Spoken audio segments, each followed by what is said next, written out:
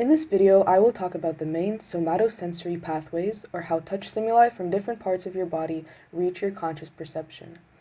We have different types of receptor cells all over the body that trigger action potentials in response to stimuli like pressure on the skin, stretching of the skin, temperature, and pain.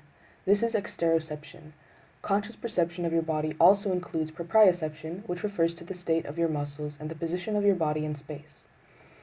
The signal from these various receptors I mentioned has to get from your skin to your cortex where it will be interpreted, and I'm going to discuss how that happens.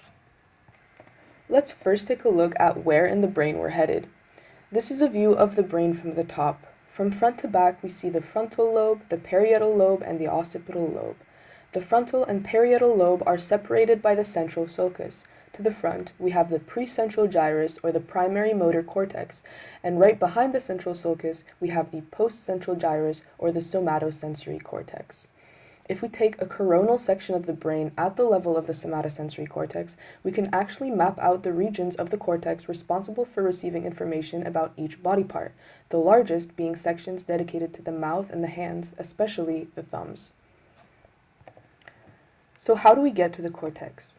This here is the medial lemniscal pathway responsible mainly for conscious proprioception and discriminative touch. The primary neuron, which is also the receptor, is a pseudo-unipolar neuron whose axon enters the dorsal side of the spinal cord and travels upward in the dorsal or posterior funiculus. The pseudo-unipolar neurons are a little bit different from a typical neuron in that there's only one neurite leaving the cell body that only later separates into a dendrite and an axon. This means the potential created on the dendrite, caused by some stimulus, doesn't have to make it across the cell body to the axon hillock in order to trigger an action potential. It can pass through uninterrupted. If we look at the cross-section of the spinal cord, we see how these neurons enter the white matter, which just means it's neural tissue containing myelinated axons, and joins up with the nerve traveling up the spinal cord carrying axons from receptors in lower parts of the body. Of course, the spinal cord is a symmetrical structure, so the exact same thing is happening on the other side. In the medulla, the neurons that entered in the lower parts of the spinal cord, so from the legs and the torso, will synapse with cells in the nucleus gracilis. A nucleus in this context is just a region of neural tissue with lots of cell bodies that are functionally distinct from others. The neurons originating from the arms will reach the nucleus cuneatus, also in the medulla but positioned laterally to the nucleus gracilis. Looking at the cross-section again, we see how the dorsal funiculus is made up of the gracile fasciculus ending in the nucleus gracilis and the cunate fasciculus ending in the nucleus cuneatus. So in these nuclei are the cell bodies of the secondary neurons of this pathway, and their axons cross over to the other side of the medulla and travel upwards as the medial lemniscus to reach the thalamus, which is this blue region and lies in what's known as the diencephalon or the interbrain. Here we see the cross-section of the medulla at the decussation of the medial lemniscus. The tertiary nucleus in this pathway, whose cell body lies in the ventral posterolateral nucleus, then carries the information to the appropriate region of the somatosensory cortex.